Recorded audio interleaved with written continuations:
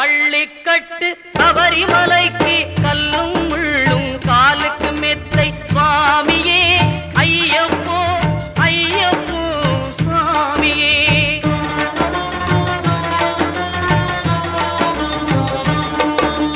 நெய்யபிஷேகம் சுவாமிக்கே கற்பூர தீபம் சுவாமிக்கே ஐயப்பன்மார்களும் கூறிக்கொண்டு ஐயனை நாடி சென்றிடுவார் சபரிமலைக்கு சென்றிடுவார் சுவாமியே.